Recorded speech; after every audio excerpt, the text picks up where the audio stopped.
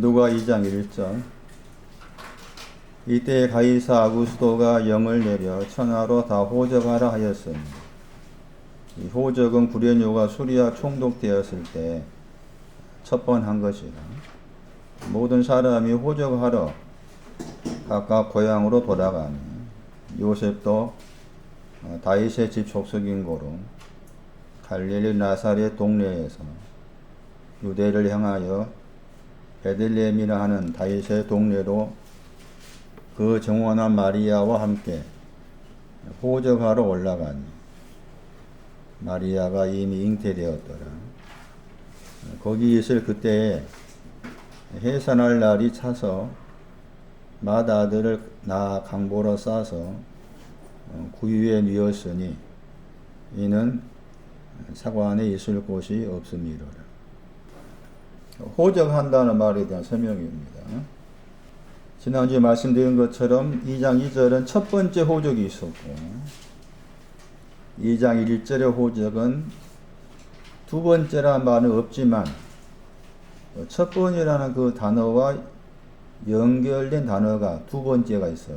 고전 15장 47절을 참고하면. 그래서 2장 1절의 호적은 두 번째 호적이다 하는 것을 말씀드렸죠.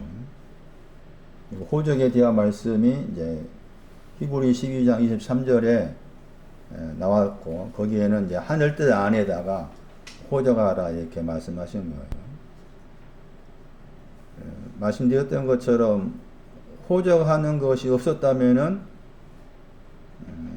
마리아는 요셉에 이끌려서 베들레헴에 가지를 않고, 그리고 요셉이 가지고 있었던 강보가 요셉이 가지고 있는 거예요. 구유도 요셉이 가지고 있는 거예요. 요셉이 가지고 있는 강보와 구유를 알 수가 없죠. 그래서 호적하라 의미가 굉장히 중요한 의미를 담고 있는 거다. 호적하는 것을 2장 1절 말씀에 우리 번역으로 영 번역했는데, 그게 약간 다르게 번역하면은 교리, 신조, 그렇게 번역되는 단어입니다.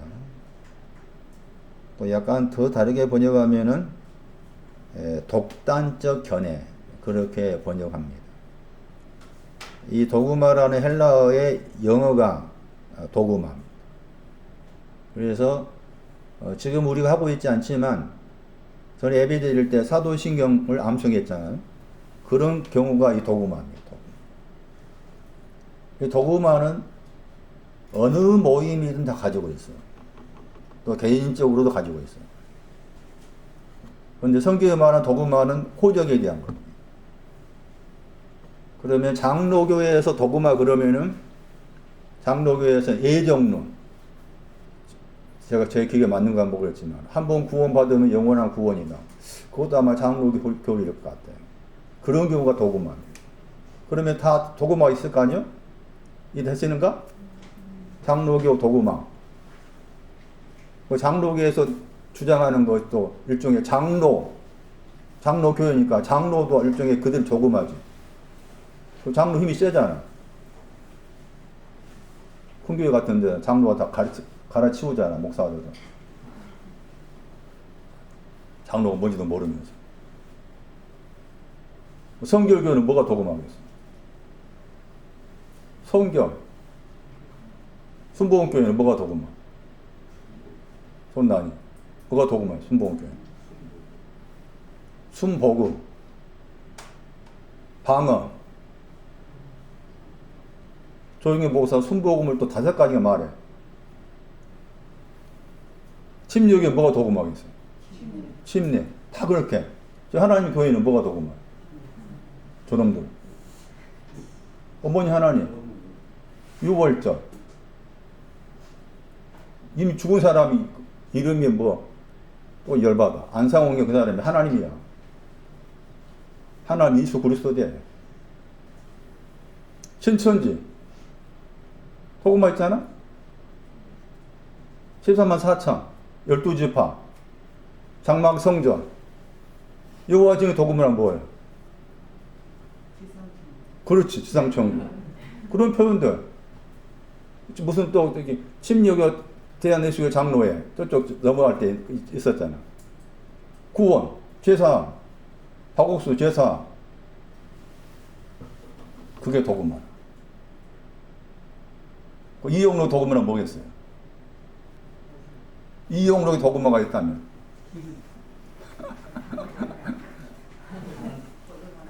저는 따지면 언어 성경이겠지. 제 도구마를 말한다면 언어 성경이겠지. 그래서 성경을 말한 도구마는 호적입니다. 그러니까 아무리 막 장로교에서 자기들은 막 열받쳐가지고 막 주장하고 뭐 주장하고 했을 때 들어봐 가만히. 호적에 대한 도구마가 있는가?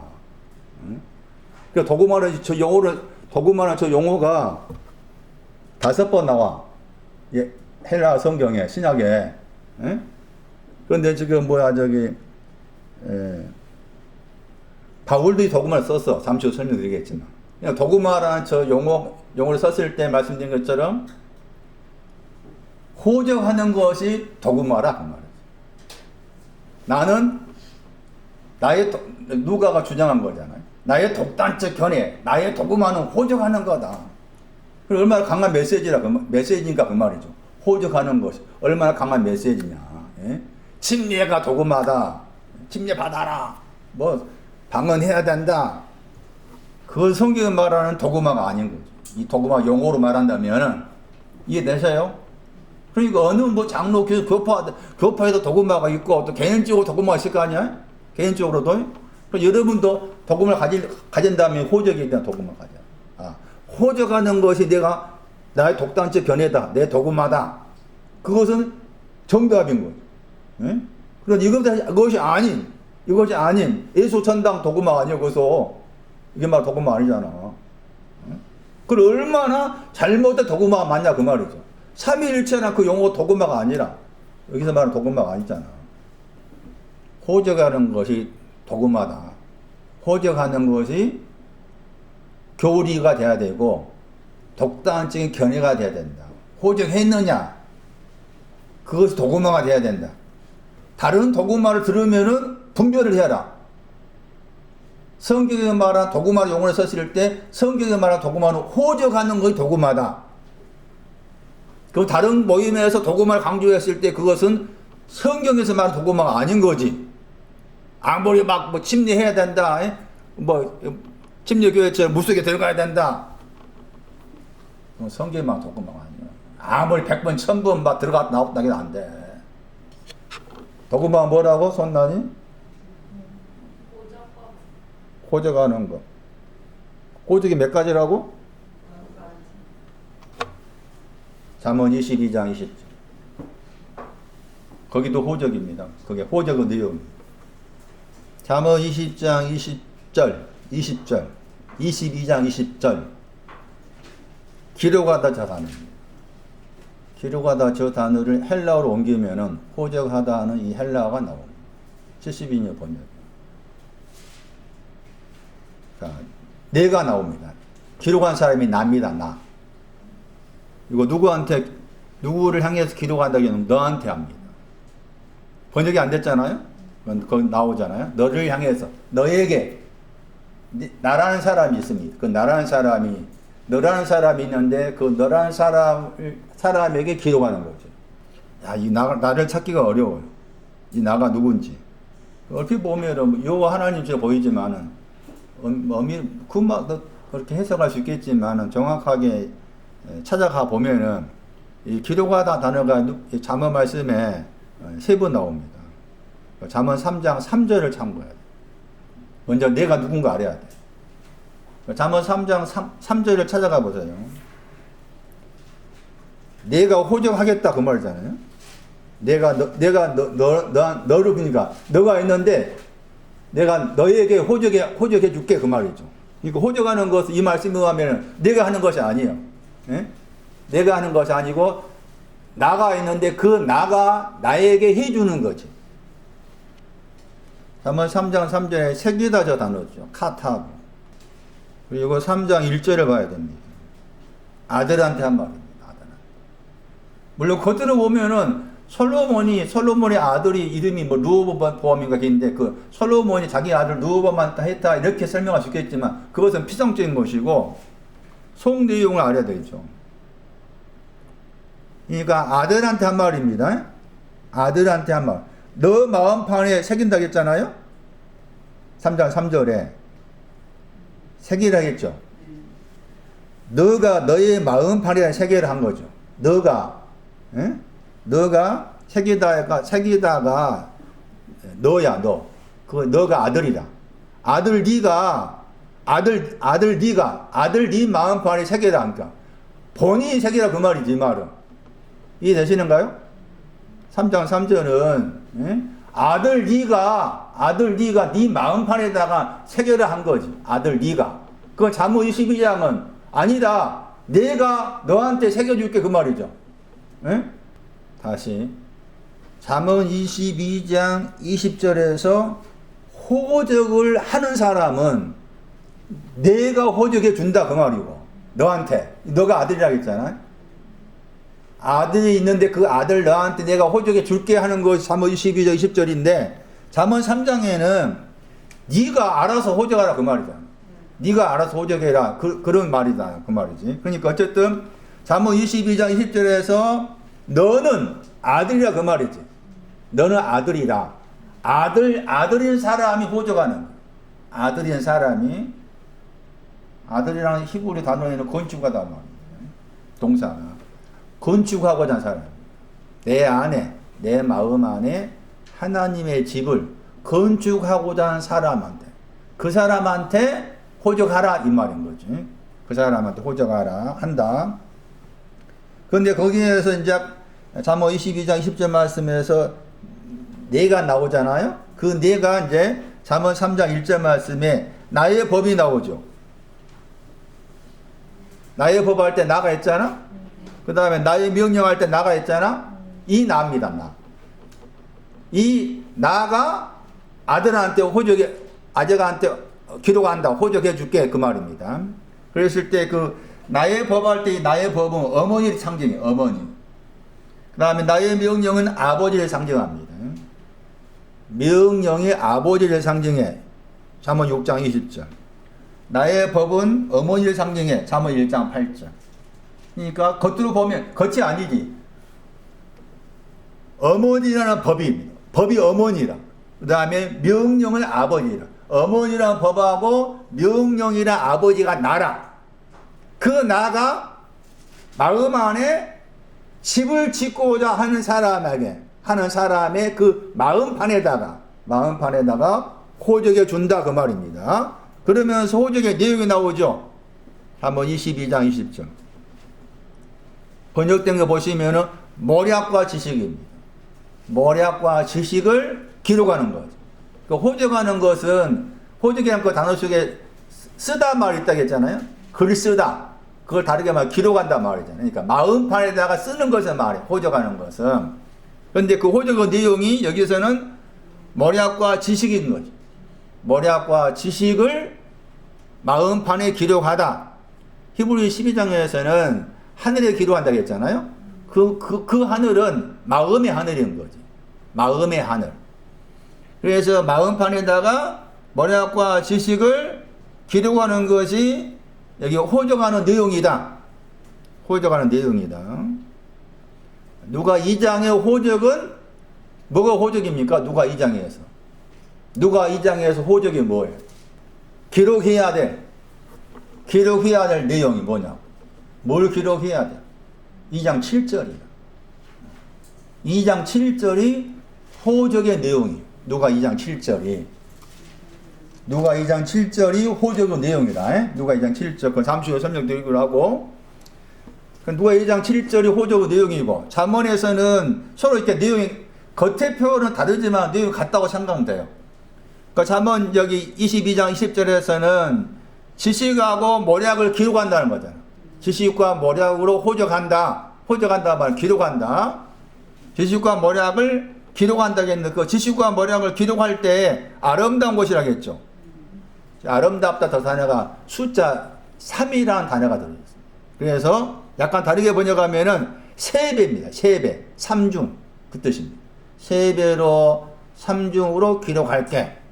무엇은?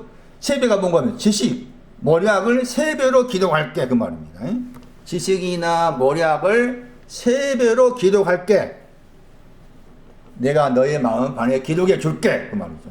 내가 너의 마음 반에 기록해 줄게.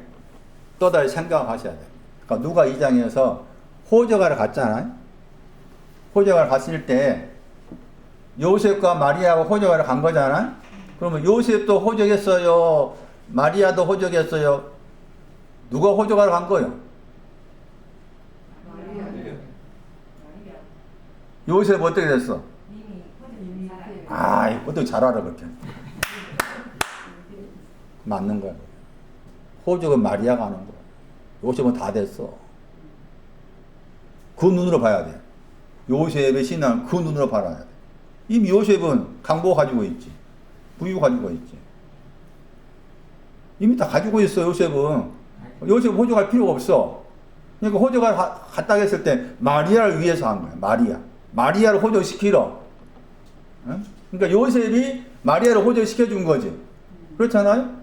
여기 잠언에서는 22장은 내가 너를 호적시켜주지. 그렇잖아. 잠언 22장은 나라는 아이가 나오잖아.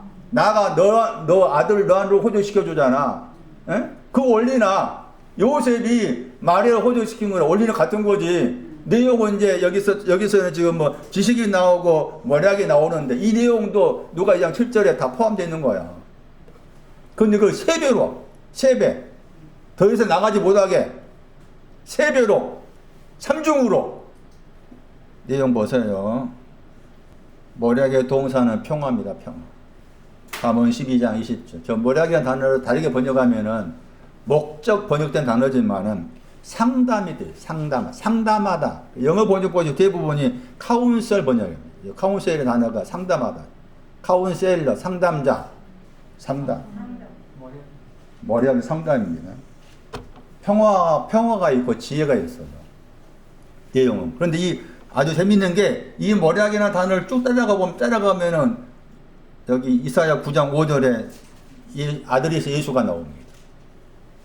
이사야 9장 5절. 그 뭐가 나옵니까? 이사야 9장 5절이 누가 2장 7절에 아들의 신앙이라겠죠. 기묘자가 나오죠. 그 다음에 모사가 나오죠. 저 단어입니다. 모사. 누가 2장 7절에 그 아들이 이사야 9장 5절이라. 모사이시고 기묘자이신 아들이라. 그래서 이 모략이라는 단어 속에 이미 누가 2장 7절에 먼저 낳으신 자 아들을 할 때 아들의 내용과 관계된 내용이 들어있는 거죠. 여기. 그럼 지식이라는 단어의 동사는 그 앞에 19절 말씀에 알다. 21절에 깨닫다 단어입니다. 지식이라는 단어가 동사가 야다입니다. 야다. 지식이라는 단어는 다 같은데 이 단어의 동사가 21절에 깨닫다, 앞에 19절에 알게 했다겠죠? 그러니까 이 말씀은 여기 잠언 22장 20절은 19절부터 봐야 돼. 19절, 20절, 21절까지. 그래서 거기 동사로 해석하면은 21절이야. 지식의 내용이. 동사로 해석하면은 지식의 내용이 확실하다. 진리의 말씀. 이게 지식의 내용이에요. 그것도 참고로 잠언 1장 22절도 지식의 내용입니다.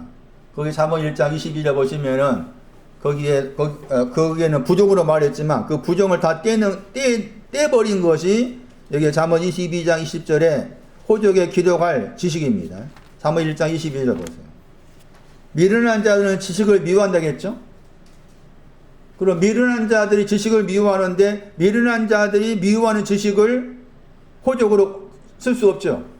그래서 기록해야 돼. 호적에 올려야 될 이 지식은 미련한 것도 없어야 돼. 그 다음에 미워하는 것도 없어야 돼. 그러니까 미련한 것도 없고 미워한 것도 없는 것이 호적에 올릴 지식이라. 잠언 1장 22절 해석하면은 미련한 사람은 1장 32절에 어떤 사람은 미련한 결과가 뭔가 하면은 뭐가 미련한 결과예요? 아닐 때문에 아니란 것이 미련한 자라겠잖아? 그리고 그 결과가 뭡니까? 멸망이죠? 입맞추지 않아서 멸망함. 그 미련한 사람의 신앙이 그거요. 입맞추지 않아서 멸망하는 것이 미련한 사람이라. 근데 그것도 떼버렸어요. 떼야 돼. 기록되려면. 그 다음에 미워하는 게 뭐냐? 3회 5장 8절이라. 소경, 절뚝발이. 소경, 절뚝발을 떼야 돼. 기록, 내 마음의 호적에 기록해야 될 그 지식은. 그런 뜻이에요. 그러면 3월 22장 21절 해석하면은 확실하다 단어가 나오죠? 공명정대하다. 확실하다 단어가 공명정대하다 뜻이 있고 뭐뭐가 같게 하다 뜻이 있습니다. 그러니까 하나님과 나 사이에 공명정대한 걸 말해요. 확실하다 단어가. 3월 22장 21절에. 저 확실한 것도 지식의 내용이고 저것도 호적에 기록할 내용입니다. 말씀이 나오죠?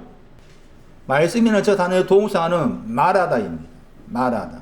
말한 내용이 많겠잖아요. 수없이 많은데 그 중에 한 가지를 뽑으면은 시편 40편 10절이에요. 시편 40편 10절이 말씀이란 단어의 동사가 나와 있는 구절입니다. 그 다음에 진리가 나오죠? 진리 그러면 히브리의 진리는 믿는 겁니다. 히브리의 진리라고 믿는다. 아만입니다. 아만. 우리가 아멘 할 때 그 아멘 히브리어입니다. 아만인데 그 아만에 믿는다고 했을 때 이제 창세기 15장 갔으면은 아브라함 여호와를 믿었다고 했잖아요. 거기도 이 단어가 사용되었지만은 민수기에서 12장 7절입니다. 모세가 온 집을 거기서 믿었다 번역해야 되는데 충성했다 번역해요. 그 단어. 모세가 온 집에 충성했다 했을 때 충성하다 번역된 그 단어가 아마 믿는다. 그러니까 모세는 온 집을 믿었어. 온 집이 뭐라? 모세는 온 집을 믿었어. 온 집이 뭐요? 에? 뭐라고요? 다윗의 집? 아, 다윗의 집 아까 애매해. 열왕기상 7장 50절이지. 온 집은. 외소, 내소. 그 합친 거 온 집이야. 그러니까 모세는 열왕기상 7장 50절에 외소, 내소 해당된 그 집을 다 믿은 거지. 그 집이 두 번 나오잖아요. 문이 두 번 나오고 그걸 다 믿었다 모세. 그러면서 이 단어가 이제 믿지 않았다 나오죠. 민수기 14장 11절에 다른 이스라엘 백성도 믿지 않았다고. 그래서 진리란 단어는 그냥 우리 식으로 진리를 생각하면은 뭐 참된 거다 이렇게 생각이 쉽잖아. 그런데 이 히브리 의미를 생각하면은 믿는 걸 말해. 진리가 뭐냐? 아만. 여기서 에메트잖아. 진리가 히브리 에메트인데 이 에메트의 동사가 아만이야. 믿는다. 그러니까 믿는다고 했을 때 믿는 것도 많을 거야 내용이. 근데 그 대표적으로 저기 창세기 15장은 아브라함 믿었다고 해서 뭐 믿었다고 했어요? 의를 믿었다고 했잖아. 그러니까 믿는 것도 많을 거 아니야. 그런데 지금 민수기 12장 7절에서 모세를 통해서 말했을 때는 온 집을 믿었다고 했을 때 그 믿음의 종착역이지 종착역. 예? 온 집을 믿었으니까. 이것도 지식에 포함됩니다. 온 집을 믿었습니다. 시편 40편 10절에 나와 있는 내용을 말씀을 압니다. 확실한 것을 압니다. 이게 다 지금 호적해야 될, 기록해야 될 내용이다. 그러니까 말씀드렸던 것처럼 이렇게 잠언 22장 20절, 21절을 가지고 여기 누가 2장 1절 말씀에 호적한다 라고 했을 때 이게 도구마예요. 이게 독단적인 견해가 돼요. 호적하는 거죠. 잠언 22장 20절을 호적의 내용으로 해석한다면은 이것이 도구마가 돼요. 독단적인 견해가 돼요. 에베소 2장 15. 번역을 이렇게 번역한 거지. 이제. 음은 번역했지, 음은. 이렇게 번역하면 음은 많이 사용되지 않는 단어니까 이해하기 어렵잖아. 원래 그 도구마의 단어에 동사가 생각하다입니다. 생각하다. 독해요. 생각하다와에서 왔어요. 도구마가.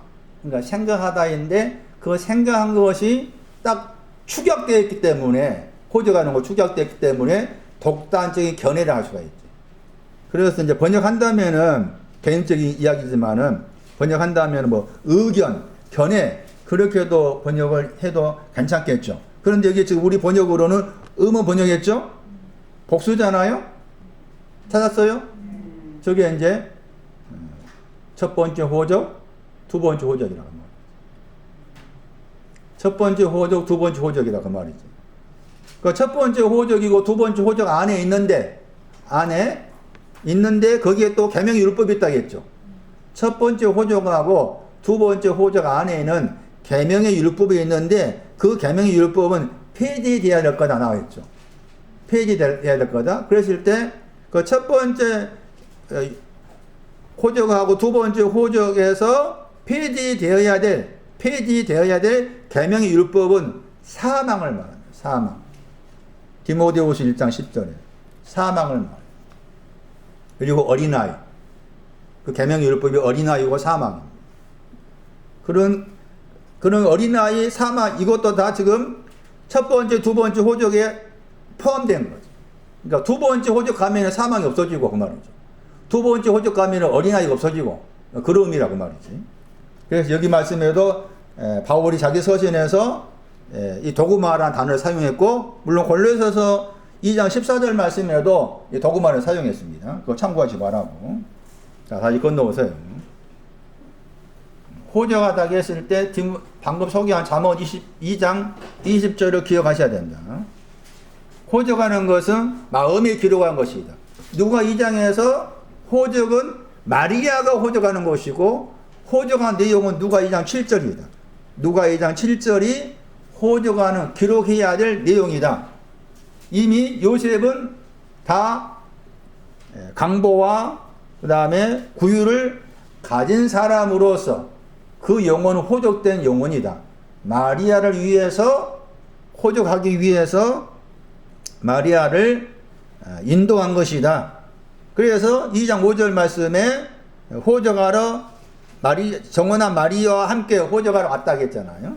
그러니까 지난주 말씀드렸던 것처럼 마리아에게 결혼을 약속한 그 마리아를 끝까지 보장해 주기 위해서 요셉이 지금 앞장서서 함께 호적하러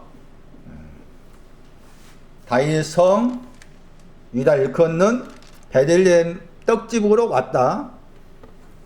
사무엘하 5장 다윗성 보세요. 다윗성이 뭔가? 성이라는 단어는 깨어있다 이거죠. 그러니까 신약성경 말씀에 신부를 말하는 계시록 21장에서도 예루살렘 성할 때 성은 깨어있다입니다. 여기서 지금 말씀드렸던 것처럼 고향 번역된 단어가 다 성입니다. 2장 3절 고향 성 폴리스, 나사렛 동리할 때도 폴리스 깨어있다. 다윗 동네 다 폴리스 깨어있다입니다. 깨어있는 것이 성입니다. 성이라는 저 단어는 우리가 알고 있는 성이 아니다. 여기 용기공원 옆에 가면은 아파트가 있잖아요. 롯데 캐슬 아파트 있죠. 들어봤나요? 들어봤어요? 오래됐잖아. 그 캐슬의 영어 단어가 성이야. 캐슬의 영어가 성. 그런데 이 구약 성경에서 이 성은 말씀드렸던 것처럼 깨어있는 거. 그러니까 우리 개념이 공간의 개념이 아니라 그 말이지. 그러니까 이걸 잘못 생각하니까 계시록 21장 말씀에 신부를 뭐라고 말했어요? 거룩한 성, 새 예루살렘. 그것을 문자 그대로 생각한 거야. 그걸 천국이라 생각해가지고 그걸 거기에 이제 갈 거라고 내려와야 돼. 나한테 지금. 그 말이잖아. 나에게 내려와야 돼. 그게 나에게 내려와서 내 안에 있어야 될 것이지 겉의 것이 아니요. 죽어서 갈 곳이 아니에요. 그것은 없어. 성이 그렇게 말하고 있지 않으니까. 그래서 성이라는 개념을 모르니까 공간의 개념 자꾸 생각하는 거지. 신부가 누구냐? 거룩한 성 새 예루살렘. 거기에 성 깨어있는 거. 뭘로 깨어있느냐? 새롭다 깨어있는 거. 거룩한 거 깨어있는 거. 그런 개념이 예루살렘에 대해 깨어있는 거. 그런 개념이라. 그래서 자꾸 그런 관점에 봐야 돼. 성이나 단어가 나오면 이해되세요? 성이나 단어가 나오면 깨어있다. 그래 오죽했으면은 제가 소개했던 것처럼 비파야 수구마 깨어나라. 안 깨어났거든. 영광이 안 깨어났으니까 깨어나라. 새벽도 안 깨어났으니까 내가 깨우게 했잖아. 응? 또 아가서 2장 가봐. 뭐라고 그랬어? 원하면은 깨워라고. 굉장히 무서운 말이에요. 제 마음도 그래요. 손난이가 원하면 내가 깨워주지 원하지 않으면 안 깨워줘. 무슨 말인지 생각해봐. 기뻐해야 돼. 기뻐하는 사람을 깨우라는 거잖아. 에르사람 딸이라겠나? 그 사람들 이미 그 깨우는 신앙이 온 사람이야. 2번 깨우는 거잖아. 그 2번 깨우는 신앙이 온 사람인데 원하는 사람을 깨우쳐야 한 거지. 그 원해야 돼. 원한다는 말이 거기서 이제 원하 번역에 좀 다른 데서 뭐 기뻐하다 또 있으니까 그 원해야 돼. 기뻐해야 돼. 그래야 하나님 깨우쳐. 여러분 마음에서도 그게 내 마중물이야. 원해야 돼. 원이 하나님께서 깨우치지. 원하지 않고 가만히 있어. 그래 내 안에서 약간의 그런 의지적인 작용이 필요한 거야. 어? 저는 이게 작년하고 지금 오늘 일을 하면 상관이 없거든. 가나 오나 상관이 없는 사람인데 여러분 상관 있을 테니까. 그러면은 2023년인가? 그러면 이번에도 내가 뭐 어떻게 해봐야 되겠다. 해봐야 되겠다는 의지를 좀 내가 깨우쳐야 되게. 뭔가 해봐야 되겠다. 해야지 하는 것을 자기 스스로 그것은 하나님이 나를 막 강조 두들겨가지고 너 원해라 하지 않아. 그 의지는 내가 가지고 있는 거야. 어? 내가 스스로 나를 달리해서 뭔가 하고자 하는 의지를 갖춰야 되는 거지. 그럴 때 저분께서 깨우쳐 주는 거지. 그런데 원하지도 않고 가만히 있는데 어느 날 갑자기 와서 깨어나게 한다. 그런 기적은 없어. 그런 대박은 없어 성경에. 그 대부분 사람 그렇게 생각해. 대박 나기. 응? 그런 기적이 일어나기. 꿈꾸지 마. 하나님 그런 하나님이 아니오. 원해야 돼. 내 자유의지를 사용해야 돼. 그건 내 자유의지를 할 수가 있어요. 나의 뭐 원한다 그 말은 이게 우리 안에서 의지의 작용이거든. 의지. 뭔가 하고자 하는 의지의 작용이니까. 내가 금년 2023년에 새해를 맞이했으니까 내가 뭔가를 해야 되겠다. 의지를 발동을 해야 돼. 근데 그게 이제 여러 가지 사정사, 상황사 그 의지가 많이 이렇게 가라앉은 사람도 있을 거 아닙니까? 뭐 상처를 통해서든 무슨 일을 통해서든 간에 가라앉을 수 있는 거, 가라앉은 부분도 있을 거 아니에요? 그러면 그걸 어떻게 할 건가? 그거 곱씹어야 돼. 생각하면서 작은 것부터 실천하고자 해야 돼. 뭔가 내가 할 수 있는 작은 것부터. 예를 들면 뭐 금년에 새해를 맞았으니까 내가 건강에 힘써야 되겠다 하면 뭐 갑자기 뭐 헬스장 가가지고 막 이렇게 하는 것이 아니라 작은 것부터 한 번 이렇게 움직이는 거.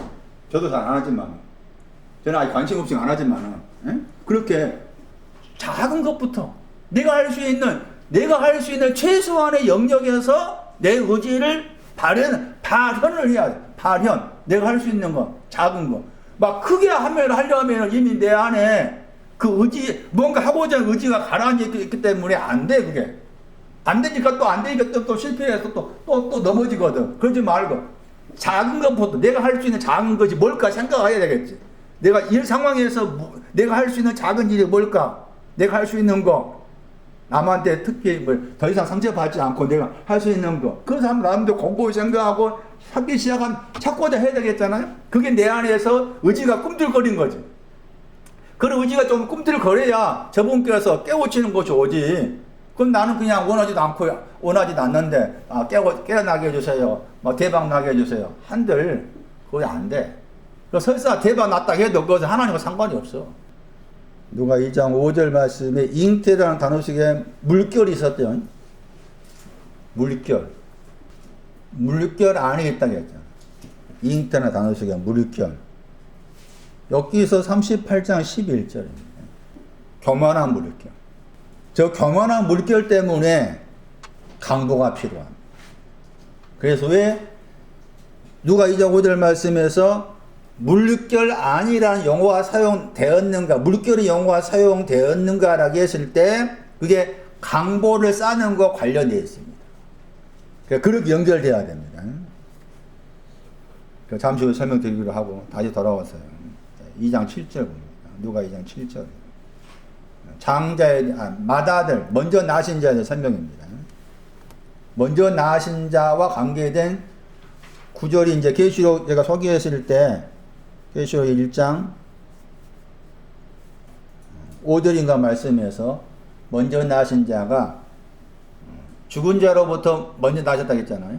그랬을 때 이제 먼저 나신다 하는 저 내용이 신앙적 의미를 가집니다. 그게 출애굽기 13장이에요.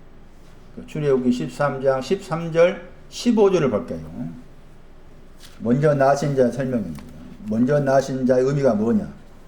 출애굽기 13장 13절하고 15절 보시면 특히 15절 보시면 거기 이제 처음 났다가 다 먼저 나셨다는 단어입니다. 히브리어 베코르입니다. 저 베코르의 헬라어가 누가 2장 7절에 나와 있는 저 단어입니다. 출애굽기 13장 15절 말씀에 찾아보니까 많이 나오죠. 한 번, 두 번, 세 번, 네 번. 맞아요? 13장 15절에. 찾았나요? 처음 나온 건 애굽 나라 가운데 거기 처음 나오잖아? 그냥 넘겨가지고 이쪽 왼쪽에 위쪽에 장자, 그 다음에 처음 나온 거 밑으로 내려가서 장자, 이렇게 많이 나오죠. 이 단어입니다. 그 단어 헬라어 보시면 그 헬라어가 말씀드린 것처럼 2장 7절에 나와 있는 단어입니다. 그리고 그 13절을 보세요. 13절하고 15절 같지만 13절 말씀에도 장자 나오죠. 출애굽기 13장 13절 장자, 모든 장자 나오죠. 대속을 말합니다. 먼저 나신 자의 신앙은 대속해 주기 위함입니다. 그래서 그 같은 단어가 이제 출애굽기 13장 15절에 또 나오죠. 대속하다. 우리 장자는 다 우리란 말이고 아들들이란 말입니다. 아들들의 장자는 대속된다겠죠. 그러니까 먼저 나신 자로 오신 것은 대속해 주기 위해서. 먼저 나신 자로 오신 것은 대속해 주기 위해서다. 그리고 같은 출애굽 13장 15절 말씀에서는 먼저 나신 자가 죽었다겠죠. 처음 나온 것이 여호와께 죽었다겠죠. 물론 이 말씀의 표현은 애굽 나라가 땅입니다. 애굽의 땅 안에 있는 먼저 난 것을 여호와께서 죽이셨다. 왜 죽이셨는가 하면은 바로가 강팍해 가지고 보내주지 않으니까 그렇게 했다. 이렇게 나와 있잖아요. 그런데 그게 이제 연기를 생각하면은 이렇게 대속했다 했을 때 대속이 먼저 나신 자 줄여가 장자로 해석합시다. 주께서 먼저 나셨다, 장자이셨다 그 말은 대속했다 그 말이다. 그 대속했다는 말은 죽었다 해서 대속했다. 죽어 있는 것을 대속했다. 이 대속이라는 저 단어가 자르단 말이 있고 그 다음에 사다의 뜻이 있습니다. 그래서 대속이라는 저 단어는 절단하다, 사다 그런 뜻이니 같이 연결해서 생각하면은 절단을 해서 대사다 뜻입니다. 대속이 파하다, 구속하다 하는 그 단어와 다른 단어입니다. 이사야 44장 22절 전에 나와 있는 가알이라는 단어와는 다른 단어잖아요. 이 파하다는 절단하다 뜻이 있으면서 다시 되사오는 거죠. 잘랐다 그 말은 뭔가 하면은 여기서 출애굽기 13장 15절 말씀처럼 죽었다 그 말이죠. 죽어 있는 것을 잘라서 그 죽어 있는 거기에서 대사왔다 뜻이잖아. 대사오다. 그런데 그렇게 이제 그런 죽어 있는 것에서 대속하는 그 일을 장자이신 예수 그리스도가 하셨는데 그게 이제 13절에 의하면 양이죠. 양. 그러니까 이 장자 죽어 있다, 대속했다. 이렇게 연결되어 있는 겁니다. 장자는 양으로서 장자. 그 양이 하는 일은 죽어 있는 것을 대속하는 일을 한다. 그런 내용이 지금 누가 2장 7절 말씀에 맏이라는 저 단어 속에 들어있는 거예요. 출애굽기 13절에 어린 양이라고 했잖아. 이사야 53장 7절 도살장은 끌려간 양이. 도살장은 끌려갔어. 그러니까 이미 저 장자라는 저 내용은 겉으로 보면 지금 아기가 출생한 거잖아. 겉으로 보면은. 그런데 그런 의미가 아니잖아. 장자라는 저 단어에는 도살장을 끌려가는 양이 들어있고 왜 도살장을 끌려가느냐? 여기 출애굽기 13절 해석하면은 죽어 있는 것을 대속하기 위해서. 죽어 있는 것을 대속하기 위해서 도살장 끌려가는 양으로 오셨다. 그게 지금 누가 2장 7절 말씀에 아들 옆에 있는 저 먼저 나신 자는 저 단어입니다. 죽어 있는 것이 뭐냐예요. 이제. 뭐가 죽어 있는 거냐. 잠언 1장 32절 퇴보. 퇴보하는 저 가치가 죽어 있는 거예요. 에가서 2장 21절 진노입니다. 진노. 입 맞추지 않는 거. 그게 다 죽어 있는 겁니다. 입 맞추지 않아서 진노가 있다 했을 때 그 자체가 죽어 있는 거예요. 죽어 있다. 그런데 예수님도 죽었다 이 단어 쓴 거예요. 이 단어를. 죽었다 단어를. 그러니까 예수님께서 죽으셨다 했을 때 그 죽으셨다 하는 이 헬라 단어가 있는데 그 헬라 단어 쓰신 것은 지금 장자로서 대속하기 위해서 죽으셨다. 이렇게 되는 거죠. 누가 18장 33절 죽으셨다. 채찍질하고 죽일 거다 했죠. 당신 자신이 죽임을 당할 거다 말씀했잖아요. 누가 18장 33절에 죽일 것이다 저 단어가 히브리어로 출애굽기 13장 15절 말씀에 저 단어입니다. 그리고 예수님께서 죽으신 것은 뭐 때문에 죽으셨다? 대속하기 위해서다. 그런데 대속하기 위해 죽으셨는데 무엇으로부터? 퇴보와 진노. 퇴보란 말이에요. 우리가 늘 퇴보하잖아. 일을 새가 됐으니까 앞으로 쭉 전진하겠노라. 안 돼. 예배 나가면 다시 퇴보야. 똑같아. 내일 전에도 어제도 돌아가. 그게 우리의 모습입니다. 우리는 늘 퇴보해. 베드로를 갈라디 2장에 나와 베드로를 우리가 탓할 수가 없어. 그 퇴보가 외식이야. 외식이라는 그 헬라어 단어를 따라가면 이게 배우야, 배우. 어찌된 연구원지 배우는 어떤 사람 잘하는 배우야? 문건사. 어떤 사람 잘하는 배우요? 연기 잘한다는 말이 무슨 말이에요?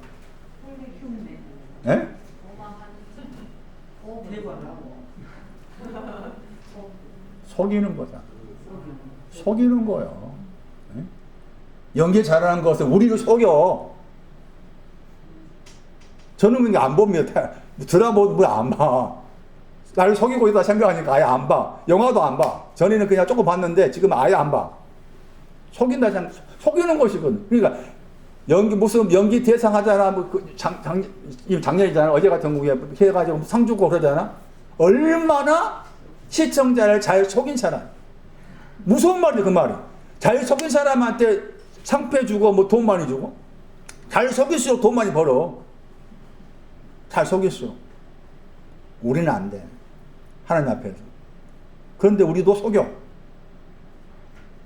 그 사람들은 대본을 가지고 작가가 쓴 대본 가지고 거기에 자기 뭘 집어넣어 감정과 뭐를 집어넣어서 속이는 거잖아. 그러니까 작가가 쓴 대로 움직이잖아. 우리도 속일 때가 많아. 외식, 퇴보.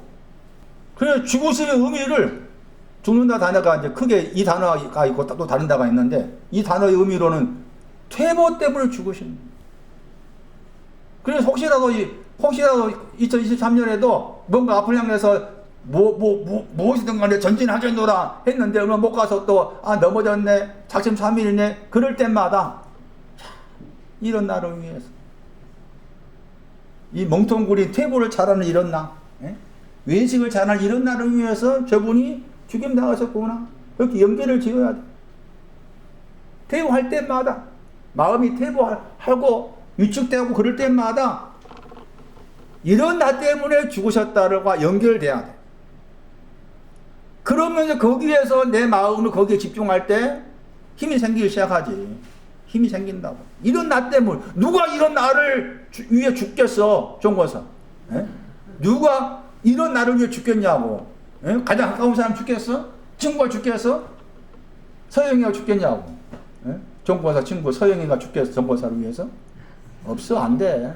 손나니 문고사 어머니를 죽겠냐? 안 돼.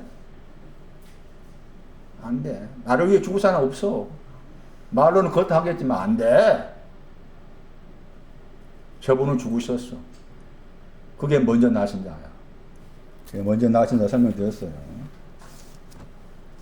바라보세요. 아들에 대한 설명입니다. 아들은 이사야 9장 5절이에요. 아들은 이사야 9장 5절이 아들이에요.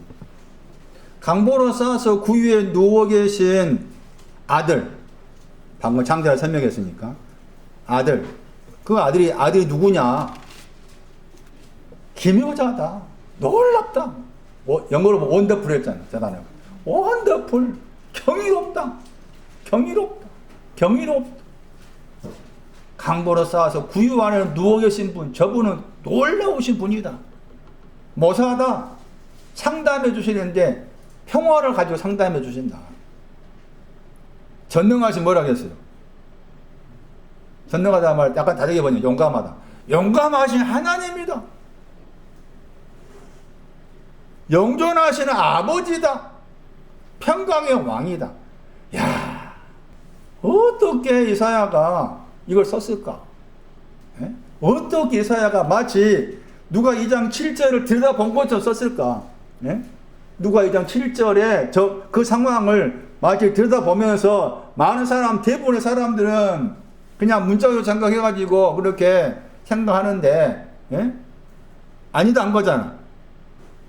그래서 여기 2장 13절에 누가 2장 13절 말씀에 이 사람들 보세요. 허다한 천군과 함께 천사들이 하나님을 찬송했다 하시면서 말하죠. 2장 14절 보세요. 누가 2장 14절. 정확한 제식의 정확한 번역은 지극히 높으신 하나님 안의 영광이다. 지극히 높으신 하나님 안에서 영광이다. 누구를 보고서? 표현이 나중에 설명드리겠지만은 2장 거기 12절에 악이란 용어가 나오잖아요. 저 악이란 그 용어하고 2장 7절에 먼저 나신 자 아들이란 그 용어가 비교를 했을 때 전혀 다른 용어잖아요. 그래서 저는 처음에는 이 아기가 2장 7절에서 거기 먼저 나신 자와 아들을 합쳐진 걸로 생각했어요. 그런데 또 다른 구절 가지고 참고해 보니까 여기 2장 12절의 아기는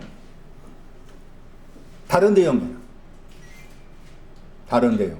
그건 나중에 설명 드릴 때 드리기로 하고. 그런데 어쨌든 그거 넘기셔가지고 2장 14절 말씀에서 지극히 높으신 하나님 안의 영광이라고 했죠. 2장 7절을 본 거예요. 아들을 본 거죠. 아들이 지극히 높은 하나님이란 거죠. 응? 2장 7절에 아들이 2장 14절 말씀에 지극히 높으신 하나님이란 거예요. 지극히 높으신 하나님. 그 다음에 같은 구절에 평화가 나오잖아? 평화가 나오죠? 이 평화가 아까쯤에 저쪽에서 모사와 연관된 거 있잖아요? 평화. 그 평화도 아들인 거예요. 응? 아들.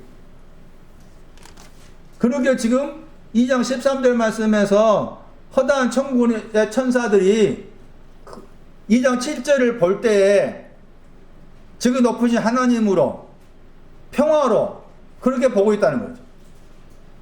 그런 배경도 지금 이사야 9장 5절과 연관을 지을 수가 있는 거죠. 그러니까 2장 7절 말씀에서 아들은 이사야 9장 5절에 해당이 된다. 영원하신 아버지시요 평강의 왕이시요 전능하신 하나님이요 상담자 모사이시요 평화를 상담하신 모사이시요 놀라운 분이시요. 이 모든 내용이 지금 누가 2장 7절 말씀에 아들 저기에 다 들어있는 거예요. 아들 저기에. 그래서 말씀드린 것처럼 어떻게 이사야가 이 말씀을 이렇게 썼을까에 대해서 우리 편에서는, 제 편에서는 이게 놀라운 일이다. 어떻게 이걸 알고 이렇게 마치 누가 2장 7절을 들여다본 것처럼 그렇게 썼을까? 기가 막히잖아. 이미 성당 지나갔지만 명동 대성당에서 그 12월 25일 새벽인가 거기 미상가 드릴 때 기가 막혀. 어떻게 저럴까?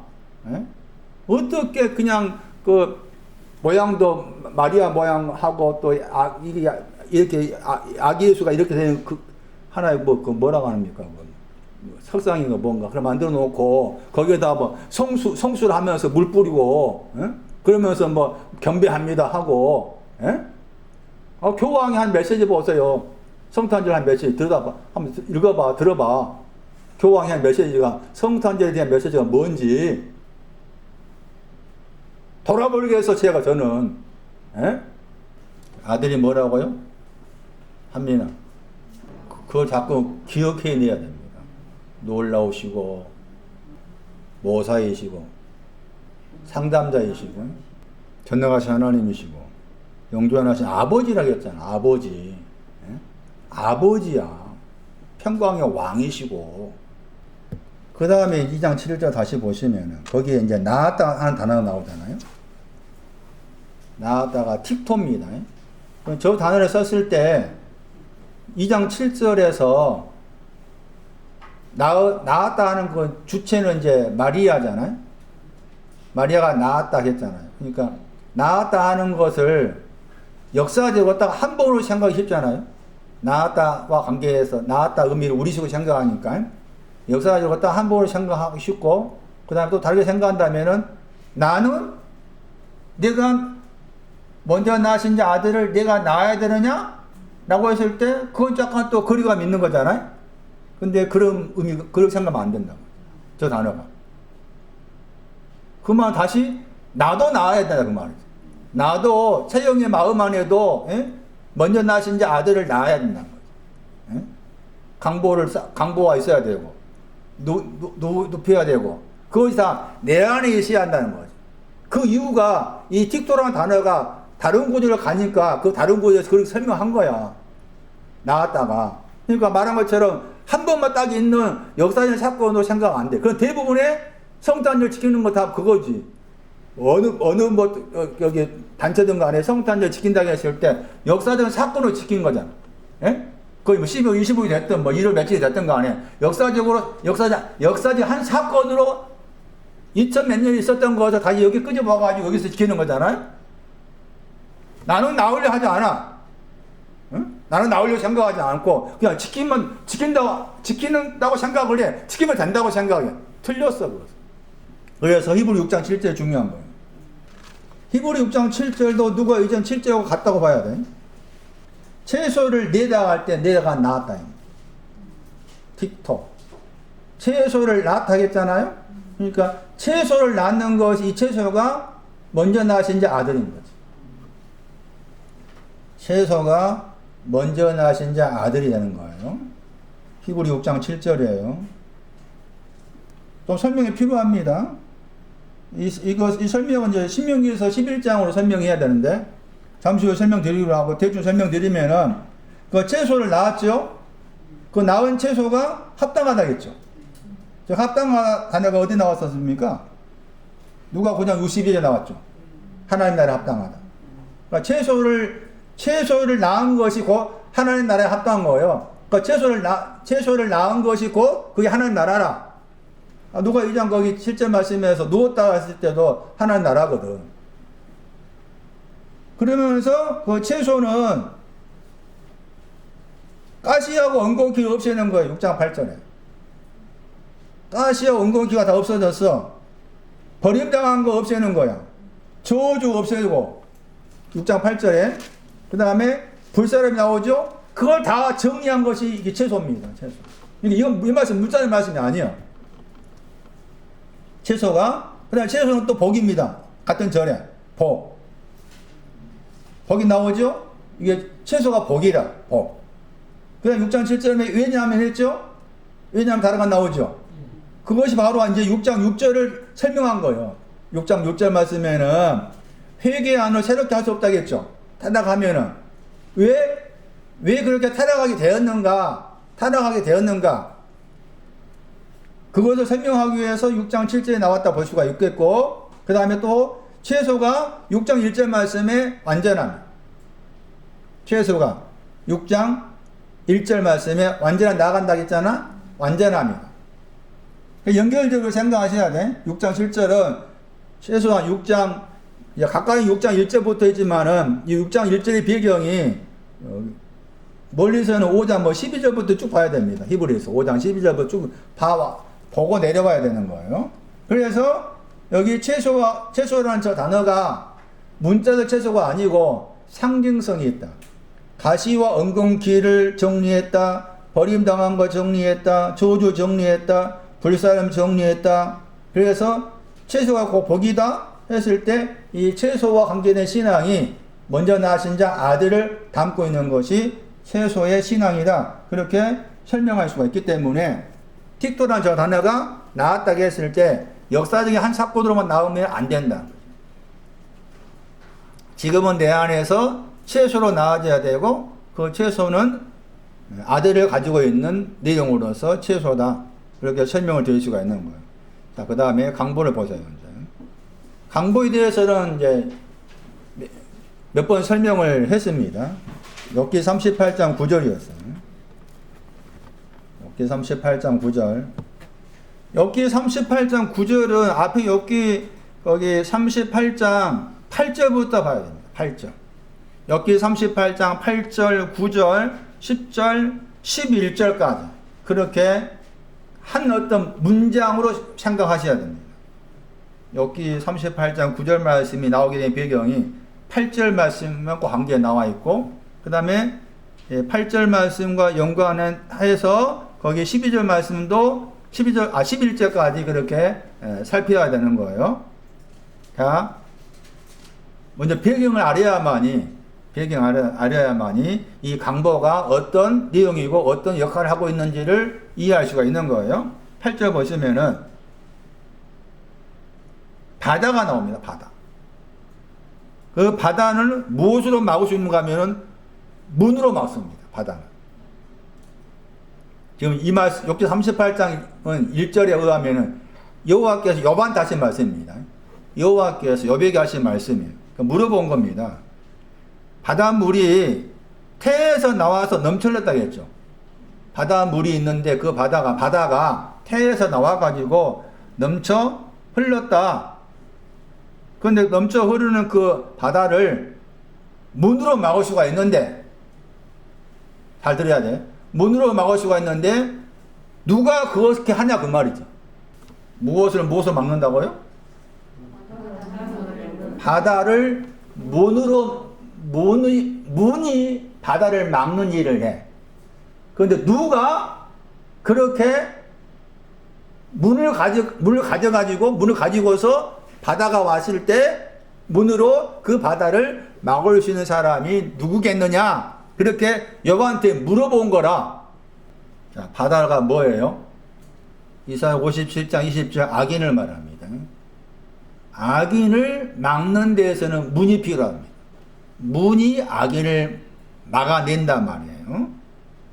물론 막으신 분이 하나님이십니다. 따지면은 문을 가지신 하나님이신 거죠.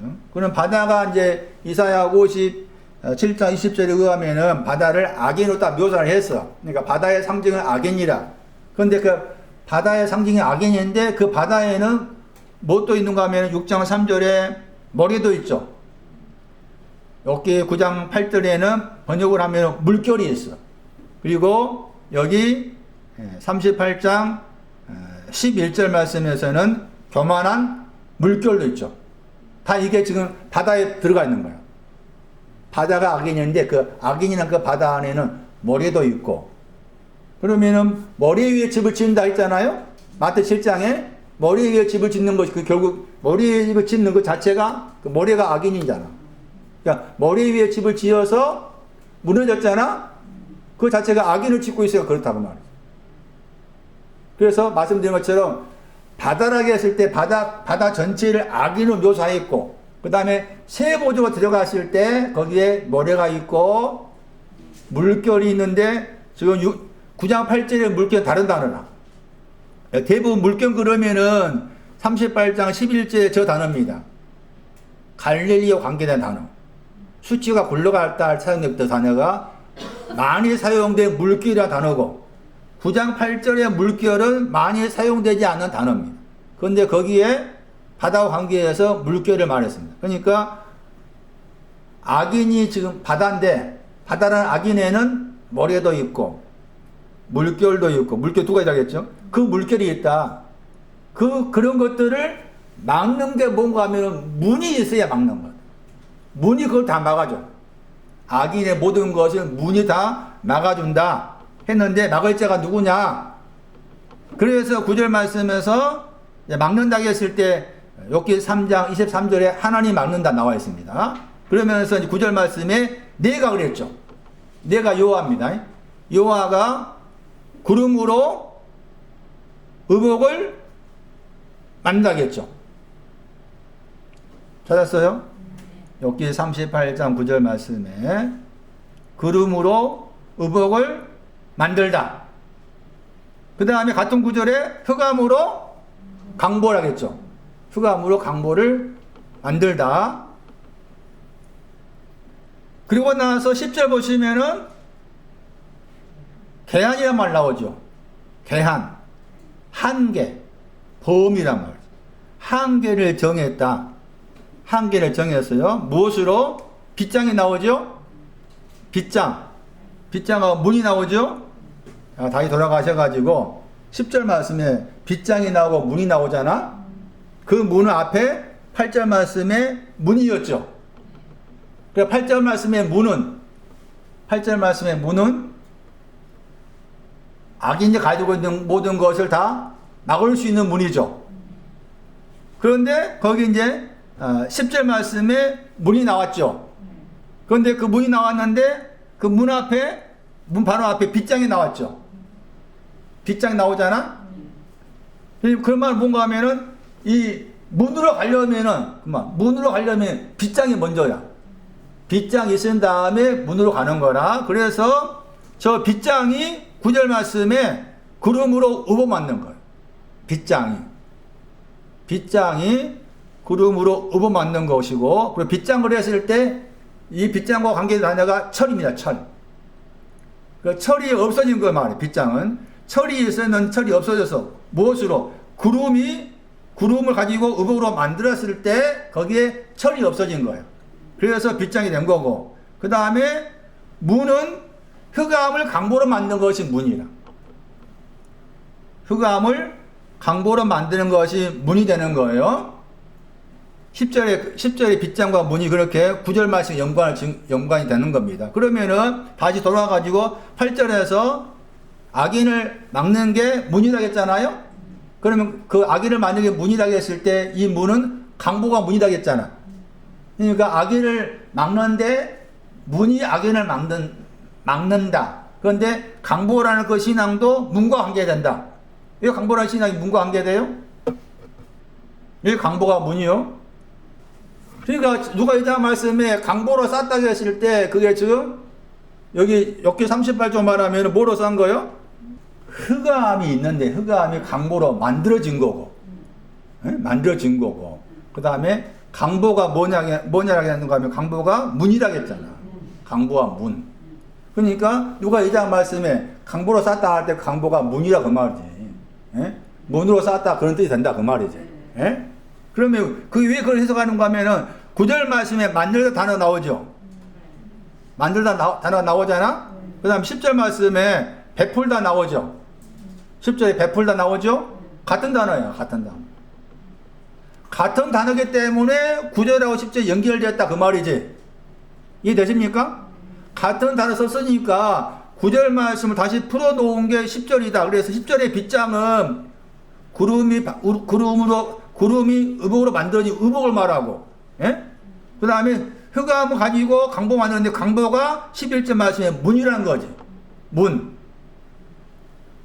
그리고 나서 11절 말씀에 여기까지 오고 넘지 못한다. 여기가 두 번 나오죠? 그 여기가 이제 앞에 10절 말씀에 빗장. 앞에 여기가 빗장. 그 다음에 두 번째 여기가 나오죠? 두 번째 여기가 나오잖아. 그렇죠? 그 여기는 교만한 물결이 여기에서 그친다겠죠? 그 여기는 11절 말씀에 문인 거지. 문. 그러니까 11절에 문이 강보고 강보가 문인데 저 문은 11절 말씀에 교만한 물결을 막아주는 거지. 이거 어려운 거야. 저도 보면서 뭐라 이렇게 어려운 거 써가지고 이렇게 힘들게 만드냐 하고 욕 나올 뻔했어. 간단하게 말씀하시지. 여러분 또 그걸 다 받아 적어놨어. 힘들게. 저만 힘든 건지 어쩐 건지 모르겠지만. 다시 누가 2장 5절에 잉태가 뭐가 있었다고 했어요? 다 엽기에서 38장 11절에 물결은 무슨 물결? 교만한 물결. 그렇지. 교만한 물결을 없애는 것이 강보라고 말이에요. 교만한 물결을 막아주는 게 강보. 그래서 누가 2장 말씀에 물결 의미가 있는 잉태가 나오고 2장 7절에 강보를 쌓았다 하는 의미가 나온 거다. 그렇게 용어가 되어 있다. 그것이 욥기 38장 9절 말씀에 전후를 살폈을 때 이해가 되는 거다. 교만이 종기입니다. 종기. 교만. 종기의 신앙도 교만입니다. 이사야 2장 10절. 에스겔 16장 49절 가면은 능력, 힘도 교만입니다. 교만한 물결은 다 악인을 상징하는 대표적인 말이죠. 자, 그렇게 대충 정리하셔야 됩니다. 대충 정리해 놓고 또 나름대로 행동하셔야 됩니다. 자, 그러면 한 가지 더 덧붙여 이야기하면은 흑암을 가지고 강보를 만든 거예요. 맞습니까? 네. 구름 가지고 옷 만들었죠. 구름은 이사야 44, 22절이죠. 죄가 구름이죠. 구름 가지고 의복 만들었을 때 죄가 도말되었다, 구속되었다. 이게 의복입니다. 여기서는 구름 때문에 죄가 도말되었습니다, 구속되었습니다. 그게 욥기 38장 9절 말씀에 구름으로 의복 만든 것이고, 그 다음 항상 다른 구절에 의하면은 구름이 나오면은 연결된 거 흑암이었습니다. 시편 97편 2절, 요엘서 2장 2절, 스바냐서 1장 15절 참고하면은 구름이 먼저 나오고 뒤에 흑암이 나옵니다. 요엘서 말씀에는 그게 또 앞에 또 구름 앞에 두 가지 더 있었잖아. 어둠과 광대에서. 그러니까 흑암이 요엘서 말씀이나 스바냐 말씀을 하면 흑암이나 저 유치가 제일 끝머리 나오죠. 제일 끝머리. 근데 이제 흑암을 강보로 만들어 버렸죠. 흑암을 강보로 만들었다 그 말에는 이제 여기 이제 흑암이라고 했을 때 흑암이 두 단어가 합쳐진 단어입니다. 합성. 그래서 흑암인데 한편에서는 이 흑암의 의미가 당연히 부정적 체체가 있는 거지. 그러면서 거기에 지난주 소개한 긍정적 의미도 가미되어 있습니다. 그래서 흑암 가운데서 긍정의 의미가 이 강보로 옮겨진 거지. 그러니까 강보에는 흑암의 긍정적 의미를 가지고 있는 거지. 강보는 흑암의 긍정적 의미를 가지고 있다. 그러면서 문맥상 강보는 문이다. 강보를 알아야 됩니다. 누가만 썼어. 강보를 싸다 말이야. 누가 이 장에 딱 두 번밖에 안 나와. 다른 데 안 나와. 누가가 겉으로는 의사였어요. 이 의사인 사람이 이 강보를 요관에 썼다 그 말이 이미 그 72년 번역에서 욥기서 말씀 알고 있었으니까 썼겠지, 당연히.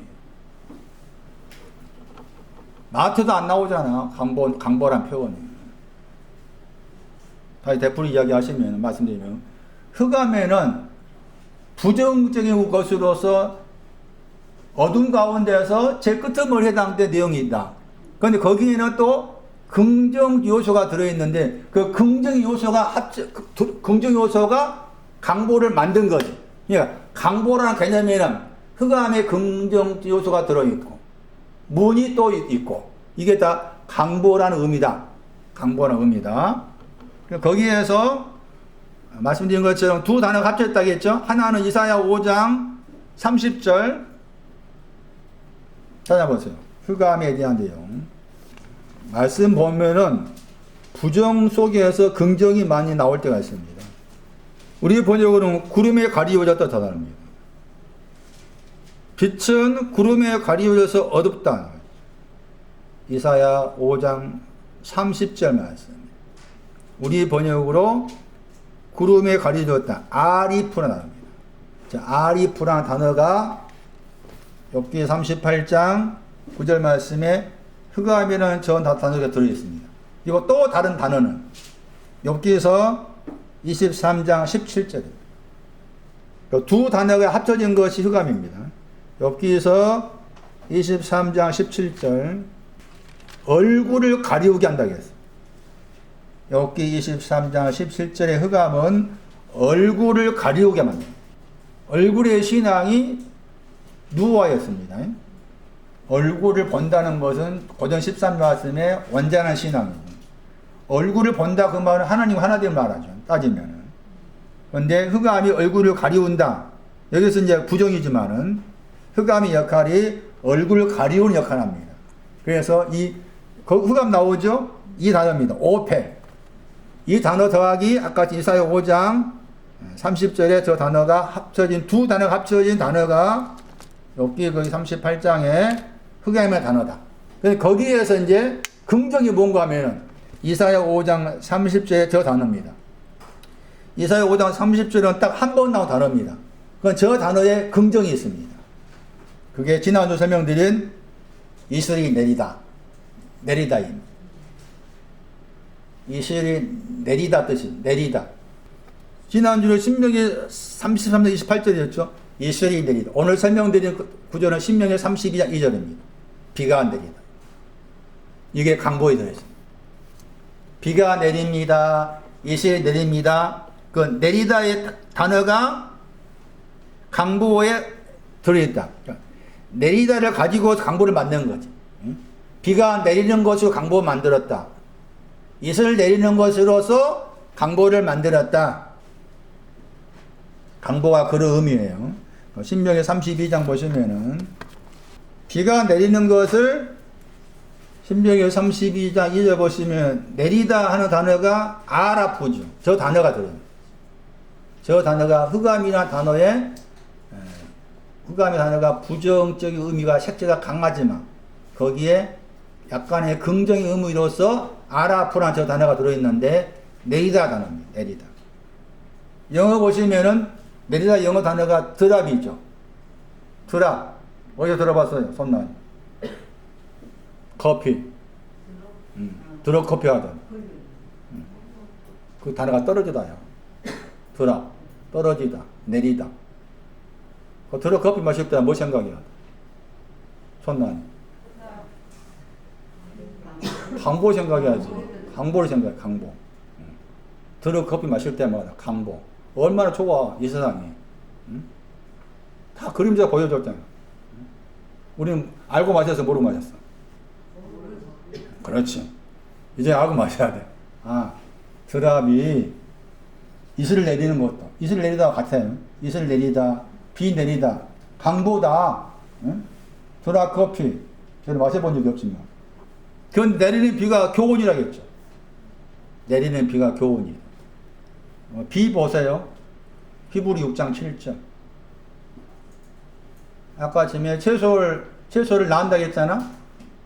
히브리 6장 7절에 채소를 낳다고 했죠. 그 전에 자주 내리는 비를 흡수했다고 했죠. 그 비입니다. 그러니까 히브리 6장 7절 말씀에 자주 내리는 비의 내용이 여기 신명기 32장 2절 말하면은 내리는 교훈이고 내리는 비입니다. 내리는 교훈이지. 교훈이 빈 거지. 내리는 교훈이 비라. 뭐가 비라고? 교훈이 비라. 그건 내려온다. 드랍, 내려오다. 잘 생각하셔야 돼요. 여기서입니다. 이거 하고 마칠게요. 교훈이 있는데 교훈을 비로 묘사했어요. 교훈을 비로 묘사했잖아. 그게 비가 상징성이라. 그게 상징성이 히브리 6장 7절도 자주 내리는 비가 그 비라는 헬라어 히브리어가 이 단어예요.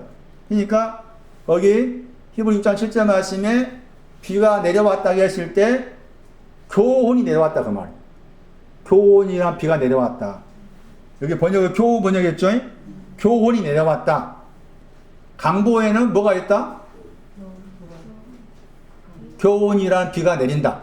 강보는 교훈이란 비가 내리고 있다. 그게 강보예요. 강보는 교훈이란 비가 내리고 있다. 교훈 번역되다 보니까 이게 이 단어가 좀 해석하기 어려운데 동사로 생각하셔야 돼요. 교훈이나 단어를 동사로 생각하시면 이해가 쉬울 거예요.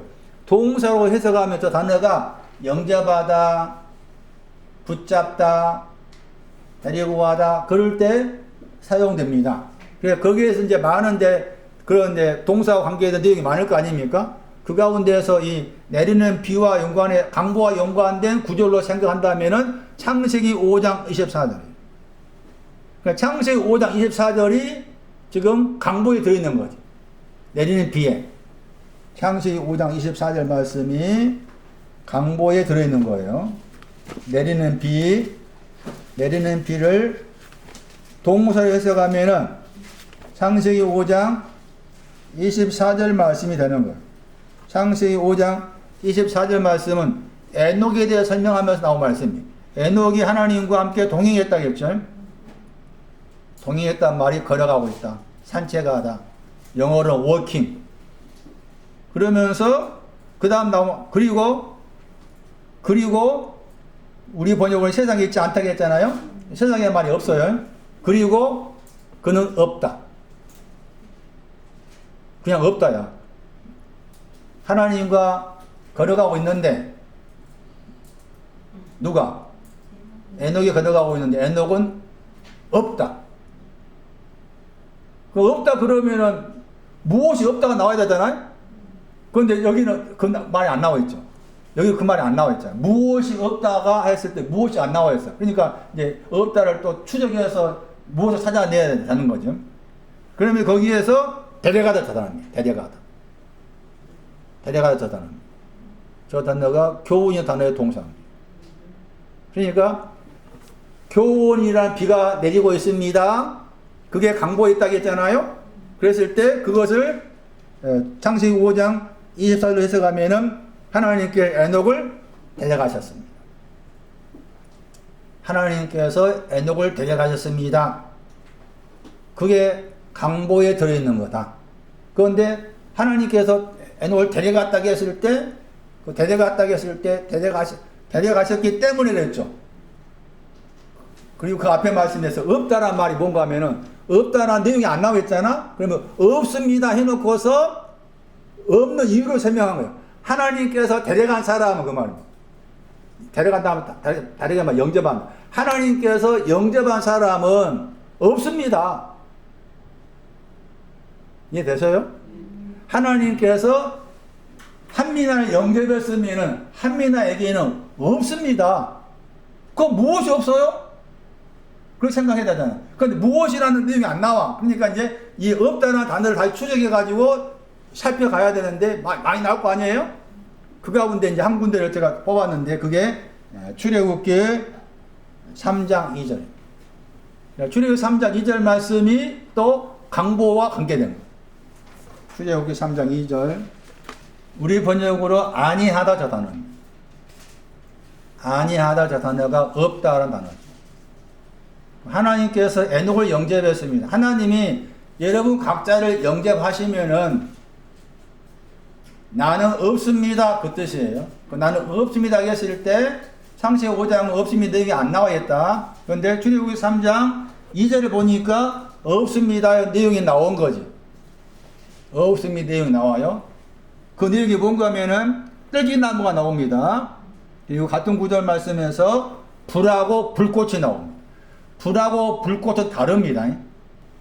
불하고 불꽃이 다른 증거가 어바댜서가 있어요. 어바댜서 1장 18절 보시면은 야곱의 집을 불이라고 하고 제 기억으로 요셉의 집을 불꽃이라고 해요. 거기에서 집이 두 개가 나와.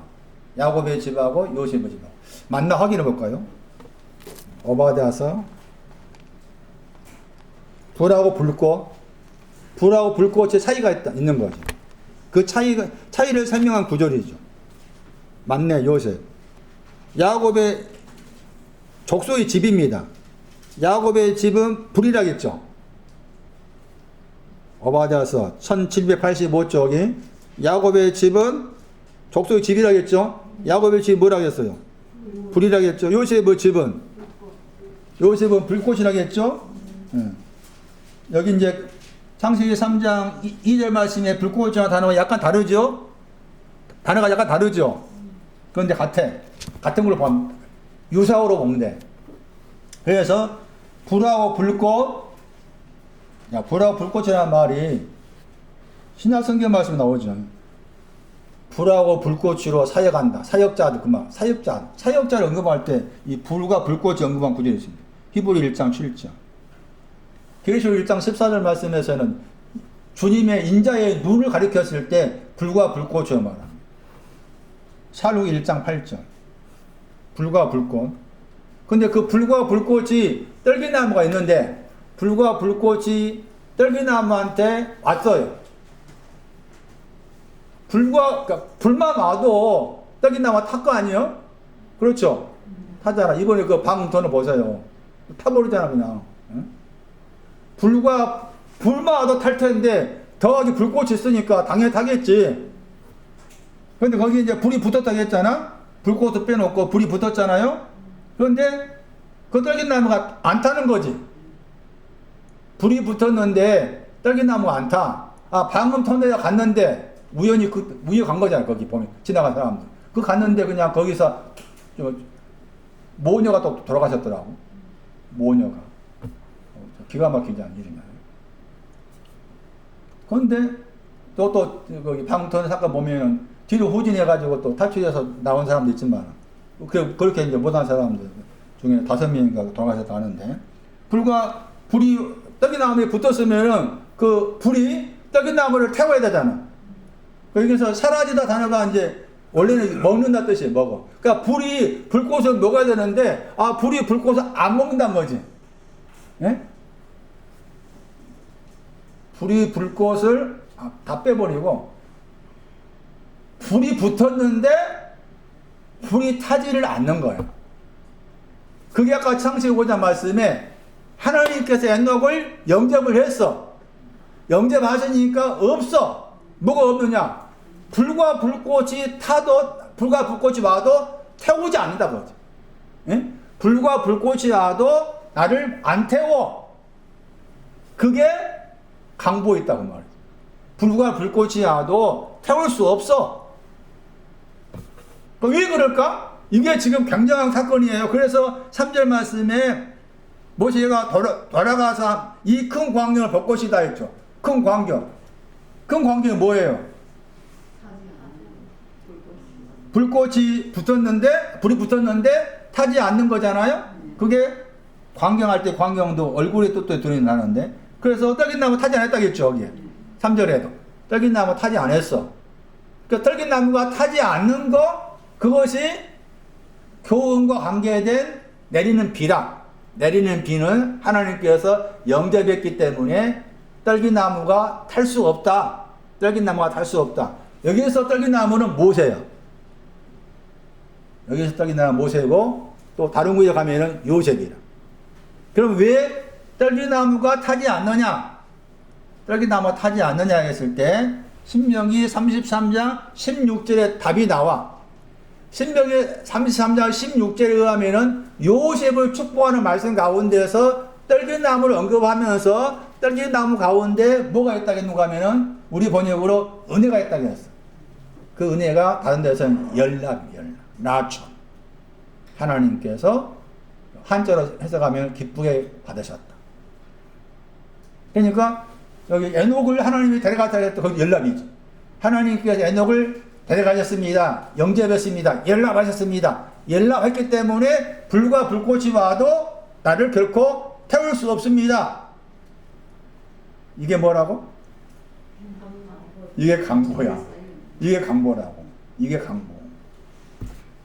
강보를 썼다는 말이 그렇게 간단하게 생각하신 말이 아닙니다. 강보를 누가 가지고 있어요? 요셉이 가지고 있는 거지. 강보는 요셉이 가지고 있고 구유도 요셉이 가지고 있고 마리아는 강보가 없어. 우리가 겉으로 보면은 어머니가 자식을 낳았으니까 어머니가 강보를 만드는 거 생각이 쉽잖아? 그런 말은 아니에요. 신앙 지음이니까. 그래서 요셉이 강보를 가지고 있고 요셉이 구유를 가지고 있고 마리아가 한 일은 뭐였어요? 그것밖에 안 했어. 예? 그것밖에 안 했어. 이번 새해도 뭐 해야 돼, 우리는? 부준에 반항해야 돼. 손난이 부준에 반항해야 돼. 시부모님한테. 잡혀 살지 말어. 내가 금년에는 내가 반항하노라. 선포를 해. 시부 앉혀놓고. 내일이라도 선포해. 아버지, 어머니, 내가 금년에 반항하면서 살겠습니다. 나도 가만히 내버려두세요. 내가 하고 싶어서 하겠습니다. 그렇게도 해. 반항. 유일한 거예요. 하나님이 반항. 아침부터 반항. 점심부터 반항. 그런데도 뭐가 이뻐서 요셉이 손을 내밀었잖아. 그게 호시아 2장이었죠. 장가들겠다. 은, 금, 발. 아, 먼지입니다. 먼지를 안다는 게 굉장한 거잖아요. 나는 먼지입니다. 다음 시간에 계속하겠습니다. 몇 번 더 해야 될 것 같아요. 여러 가지 것이 있으니까.